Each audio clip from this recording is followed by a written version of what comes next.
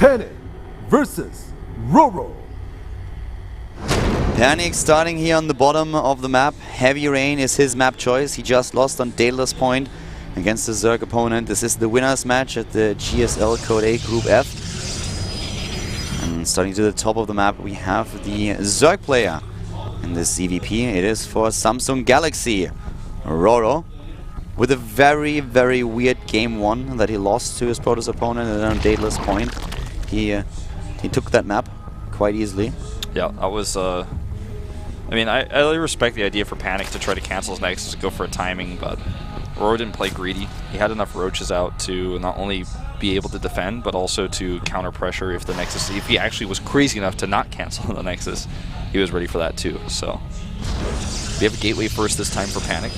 What we saw already on game one on Frost was Nexus first into Forge on the main, which is a build that is pretty rare, but you do see it every now and then still these days. It was more used in Wings of Liberty to hide the Forge upgrades. RoRo's going to send a drone scout out here, always playing so safe every single game. Even against Cure, he always drone scouted just to make sure that he was not facing any cheeses, any weird strategies.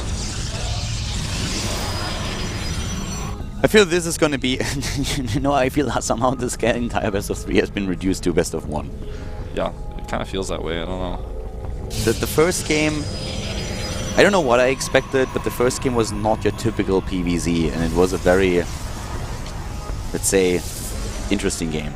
Very out of the ordinary. The second game was basically the same thing, just the other way around, because Panic, what could you do? Like, it's Daedalus Point. There's just nothing that Protoss has figured out just yet, and most of them are really just putting their hopes on any tournament that they engage in having a veto system where you can veto one map, and that's always going to be Daedalus for a Protoss player. Unless you are... who wants that map Ruin? Unless you're Ruin and you have some crazy strategy prepared, but that will only work once or twice. Or if you're playing a PvP. What we have here, by the way, is RoRo going straight into a double hatch before pool, something that I really didn't expect, but with the scouting information that he had, and him realizing that there is no probe moving out, he just goes for it and takes a bit of a risk here, and I actually like that decision. It's going to pay off for him. With only 2 and 2 gases here for Panic, he's going to take a faster Nexus. Oops, loses that drone. It's dangerous, though. We have an opening with a gateway. Yeah, and that means his warp gate research is going to be much faster, and he will be able to hit some aggressive timings.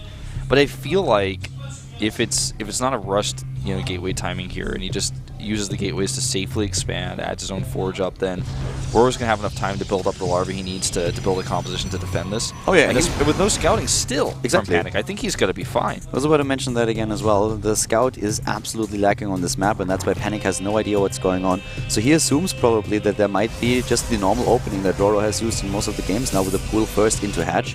But RoRo goes the exact opposite. He changes things around 180 degrees, goes straight for a double hatch before pool, and he should be absolutely fine here if he doesn't now play too greedy. On 3 bases, with that saturation, you need to make sure that you get the drones, but at least at like 30 to 35 drones, you should poke again and have a quick look, okay, right, what are you going to do? Because that's the amount of harvesters where you can really get a good income with 3 mineral lines, but you can also get the units out in time if your opponent is playing aggressive. Yeah. Stargate here, 3/4 of the way done, and he rushes that out pretty quick. That's what he gets with his tech. Not an aggressive play via gateways. Zerlings are going to come up here and see the Stargate, and his Overlord was not able to do that. Neither of his Overlords, I used to say. He doesn't get to stick around and see what sort of unit's coming out. He doesn't know if it's a Phoenix or if it's an Oracle, but it is going to be Phoenixes. Something that you see about half the time right now in creates about half and half Phoenix Oracle. Yeah, Creep Tumors already started, so that means that the natural and the 3rd base will be connected really quickly. We have 2 additional Queens building now that the Stargate has also been scouted, so you want to have some Antea, and that's of course Spore Pullers and then Queens too. Yeah, when he sees it's a Phoenix. If you can move, if you can actually rely on a few more Queens, you are pretty happy about that because they are more mobile and they also are useful in the late game there with their transfuses. And he's just droning up behind it because he doesn't expect more aggression than that. He has an Overlord already in the main base of his opponent, so far uncontested. Finally attacked by a Phoenix, but he sees that there is still only 1 gateway and not even a warp gate just yet. Here comes the warp gate research now. Yeah, so he knows he doesn't have to worry about any Zealots coming in at his base, so that gives him a little bit of comfort. And he starts 3 gases as a result, and we'll start to tech a little bit. Really great opening for him, yeah. Phoenix is just going to poke a little bit, kill these Overlords, but with the defensive Queens that he's adding, and maybe even he's going to add a Spore at each base relatively soon. There it is. The first one started as I say that. I think he's actually Slightly ahead here just because he got the 3 bases for free. RoRo? Yeah. Oh, he's massively ahead, I feel. And he's not going to take any real losses here. It's the Phoenix is taking down quite a few Overlords, and that is a nice map awareness here by Panic. He knows where those Overlords would probably be and chase them down. It gives also RoRo some time to get those Sporkers into the game, but he is really far ahead. Great production, great income. You can see that at the top right already with 1,400 versus 1,000 minerals per minute. He's far ahead of his opponent. And we have him now also in a position where he has the queens. He can tag here Spore Quillers. He just needs to make sure that he keeps those queens close to the Spore so that he doesn't lose anything. Yeah, and he's preemptively made those extra Overlords, so losing the Overlords early on wasn't a problem. With 2 queens and a Spore, the Phoenixes instantly cancel that Graviton lift. He's like, no, not going to lose any of my Phoenixes. Finds a weak spot here, though, on the other hand, where there's only 1 queen and a Spore. Can pick off a few of those gas drones. Reason why you see a lot of players put 2 Spores down. Yeah, and he's actually building additional ones just because he wants to make sure that this is not going to be that doesn't snowball. We saw the Phoenix control from Panic in game number 1, and he really utilized his energy as soon as he could. And third base now coming up for Panic as well. But still, RoRo is looking very, very solid here. The Phoenix is actually, need to be careful here, picking off a few additional drones and doing a good job. But they need to be really careful against this many queens and Spore Quillers on the back. Yeah, he's actually starting to lose an Overlord here. Maybe going to lose a second one. I don't think he can commit to that Overlord with 2 Spores there, though. He has to run away.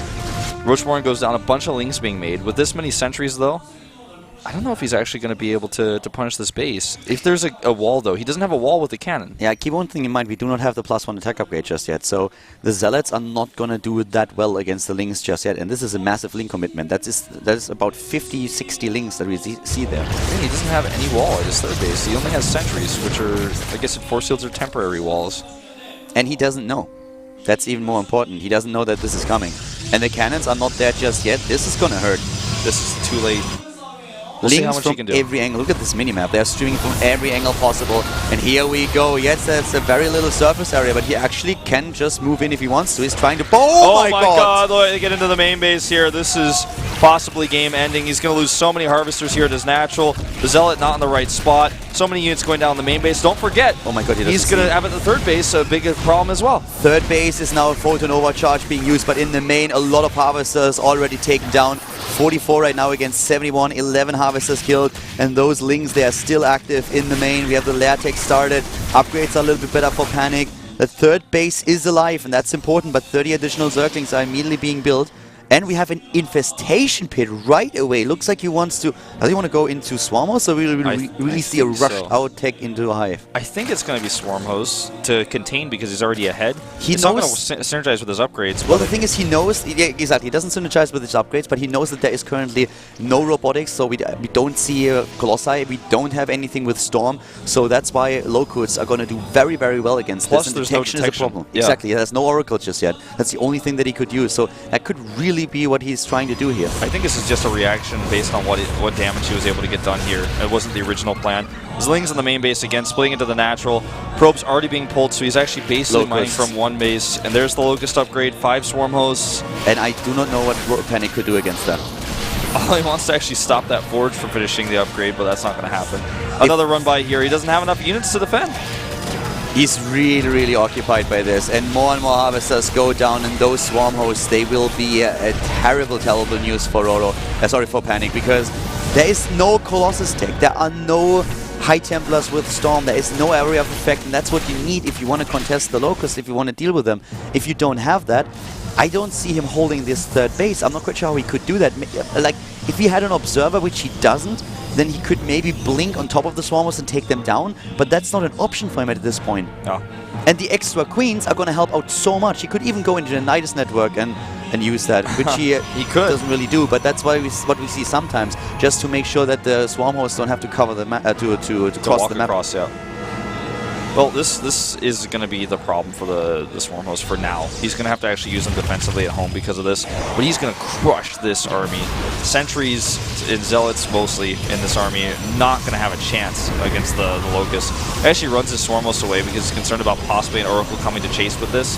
But with the next wave of Locusts, I mean, Panic, can he really commit to this? He's starting the Oracle, but it's way too late. He has no AoE to kill without detection. Zerling is running around the right side, and on the left side, here come those Locusts to finish the job. And Panic's army is never going to contest The this. Queens take down the Mothership Core here. There is still no detection. The next round of Locust is going to do so much damage already.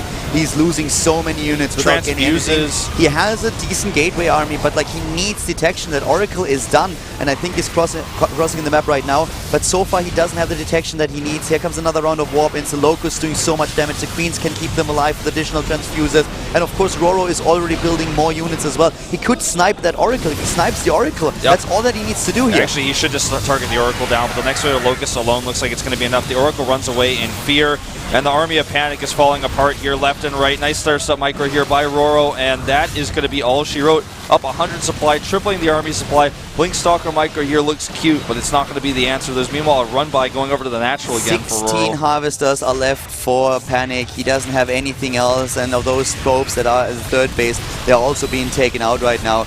He's losing everything here. This is too many Queens, too many. Well, the Swarms are only 5, the Locusts alone. I mean, this he is accidentally brutal. rallies his Stalkers into that army on move command, and, well, this is 108 versus 26 army supply, better worker count. He's got 4 bases against 3 crippled bases, that is to say, so he doesn't have a very good harvester count. Panic is trying, but now the Roaches are taking down the Stalkers. More Swarm Hosts are being built. He still doesn't have anything that can really contest the Swarm Hosts or the Locusts. So the only thing that RoRo has to do is walk the Swarm Hosts across the map, set them up at the third base, take it down. He's going into Hive, he's going into Tunneling Claws. He is pulling out all the cards now.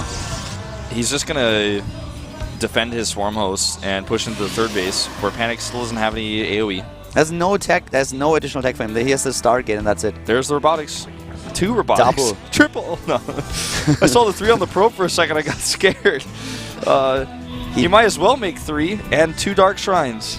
But he has to pray that RoRo gives him the time to get that, and it's just, it's very unlikely. Here come those Roaches alone, and they already do so much damage. Another round of Warpins, but Stalker after Stalker is disappearing here. It's 120 army supply against 30. And the Swarm Hosts are actually right outside the door. He walks them all the way across the map because it's comfortable to do this. Unpowering the gateways, unpowering the cannon, trading against the Stalkers. Roaches always love to do this. The Locusts come into support now. They have so much armor. And goodbye Panic. RoRo is going to Code S. Panic is just hanging on by a thread here. Yeah, he is dead in the waters. Those Locusts alone are going to take down that third base, and all of the Stalkers, they are just being killed here. We have a bank for RoRo. He goes into Hive. GG! RoRo, he takes it with a 2-1. A shaky game 1, and then taking 2 in a row. Looking really good on game 3. Very well played here on the last game by RoRo. Most people were expecting RoRo was going to go straight to Code S and take first place in the group, and he did just that. He had that one shaky game in game 1. That was like the one thing you could say he did wrong, but everything else he did today was pretty solid. And I expect him to go far this season in Code S as well. I think that he's really stepped up his Zerg versus Protoss, and yeah, something in game 1 just went wrong. I don't know what happened there, but maybe he expected a certain build of his opponent and it never came. But it was just a straight up game from Panic, and RoRo, very good decision. But like, doesn't really matter. He gets out of the group as being the first place. So he goes straight to Code S, and congratulations to RoRo first of all. Panic, on the other hand, with decent showing. For him, of course, very unfortunate that he has to play on Daedalus as the second map. yeah, that hurts. In the constellation match, he's going to face, of course, then another opponent, either again a Protoss versus Protoss or a Protoss versus Terran. And we are heading into a 5-minute break before we're going into our losers match, where we'll have Cure versus Hurricane, and then we're going to find out who Panic has to beat in the constellation match to go to Code S. So guys, stay tuned, and we'll be back in a few.